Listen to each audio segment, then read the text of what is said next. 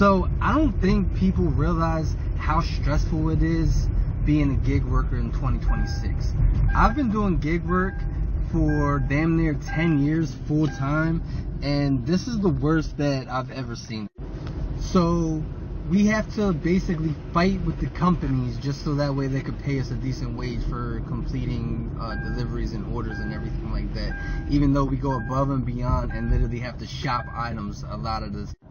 We also have to fight with customers because they don't understand what we do and like the type of work that we do, and there's a lot of people out there that think it's completely acceptable to not tip, which tips are not, they're misclassified as tips. They're actually a bid for service, i.e. the driver payment.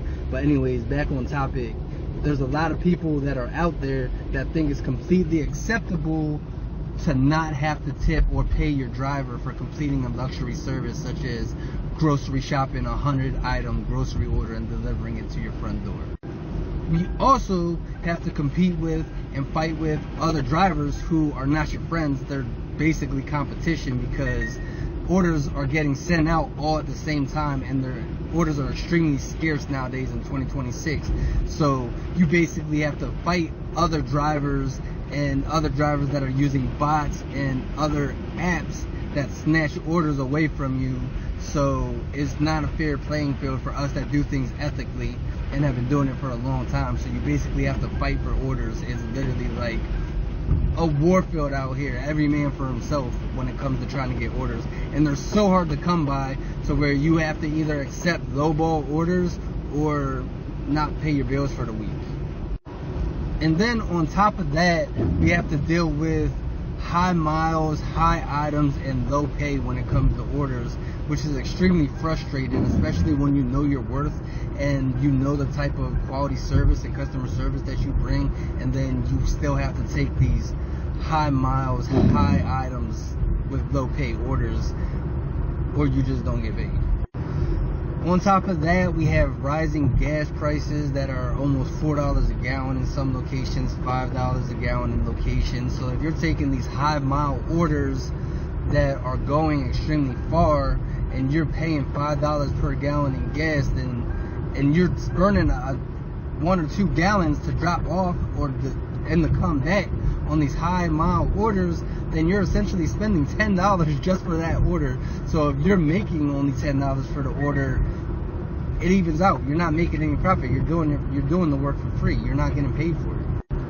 And then on top of that, we got maintenance expenses. We're in a high tax bracket. We got to pay taxes. If your car breaks down, you have to have a contingency fund so that way you can get your car back up and running, because if your car's broke down, as however many days go by, you're losing money and you're not making money at the same time. So every day that goes by, you're losing out on potential profits and making money. So that's extremely frustrating too. So you have to get your car fixed as soon as possible, because bills don't stop when your car's broke down. So you still have to pay your bills, so you're losing that money and you're losing income at the same time. So it's just like not good at all. And then on top of that, you also have to have your contingency fund for if your vehicle breaks down, you have to be able to buy your vehicle, a new vehicle, and that goes into the same thing as your maintenance expenses, because if your vehicle breaks down, every day that goes by, you're losing money. So compare that with having to fight drivers, the company not wanting to pay you, they want to pay you less and less so that they can put more billions in their pockets, and customers not wanting to pay for these luxury services.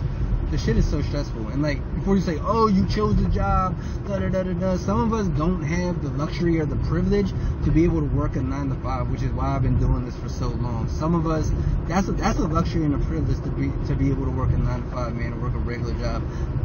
I know, because I've been working and busting my ass since I was 14 years old, and I enjoy doing this. But you shouldn't say because somebody's getting paid less, or they're not getting paid at all, or people think it's not acceptable to not pay them, your main argument shouldn't be, well, you picked that job. Your main argument should be, well, like, why is this happening, and what can we do to fix this and rectify the situation?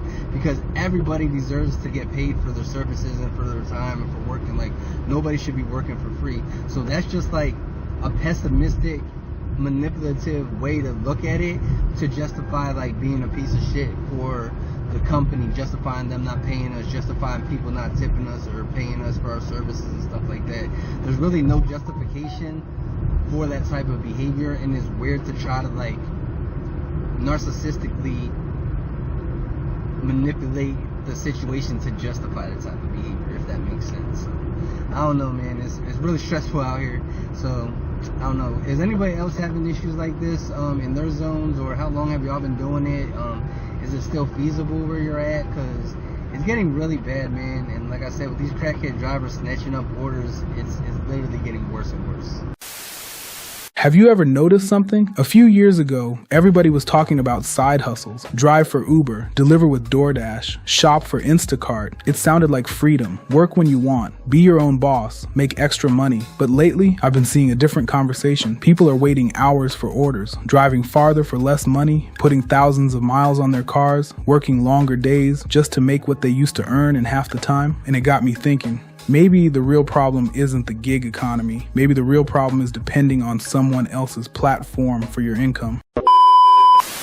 Don't get me wrong. For some people, gig work can still be useful. If you need temporary income or you're trying to bridge a financial gap, it can absolutely serve a purpose. But here's the question I started asking myself. What happens when the app changes? What happens when more drivers sign up? What happens when demand slows down? What happens when an algorithm decides you're getting fewer opportunities? When someone else controls the platform, they also control the opportunity. That's a tough position to build your future around. As I got older, I realized something. I wasn't looking for another job. I wasn't looking for another app. I wasn't even looking for another hustle. I was looking for ownership. Ownership of my time, ownership of my skills, ownership of my customers, ownership of my future. Because skills stay with you. Platforms don't. Companies change, markets change, technology changes. But once you learn how to solve real problems, nobody can take that knowledge away. That's why I've become a big believer in investing in yourself before chasing the next opportunity. Learn marketing, learn sales, learn AI, learn software, learn content creation, learn copywriting, learn how businesses actually attract customers. Those are skills you can take anywhere. And once you develop those skills, something interesting happens. You stop asking, what app should I work for? You start asking, what problem can I solve? That question changes everything. Think about it. Every successful business exists because it solves a problem. Someone helps businesses get customers. Someone builds websites. Someone creates software. Someone manages advertising. Someone writes content. Someone designs graphics. Someone teaches, someone consults, someone helps people relocate, someone builds direct mail campaigns. The money follows the value, not the other way around. That's the path I'm personally taking. I'm building software, I'm creating content, I'm writing blogs, I'm learning AI, I'm documenting different business models, I'm testing marketing strategies, and yes, one of those business models is direct mail, not because I believe it's a magic solution, but because I believe it's another legitimate skill and business model worth learning and testing. I'm documenting the process as I go so people can see what's working, what I'm learning, and the adjustments I'm making along the way.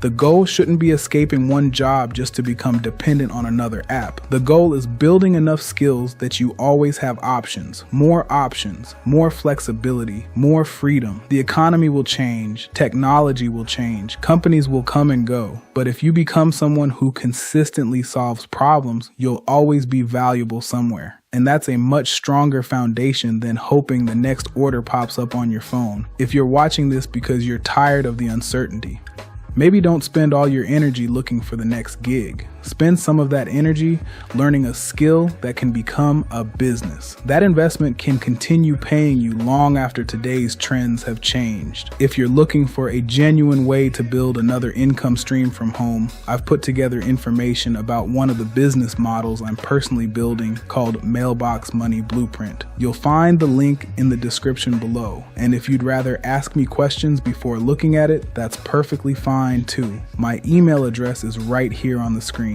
Whether you decide it's for you or not, my goal is simply to share what I'm learning, document the journey honestly, and hopefully help you discover more options for yourself. If that sounds like the kind of content you're interested in, subscribe, follow the journey, and I'll see you in the next video.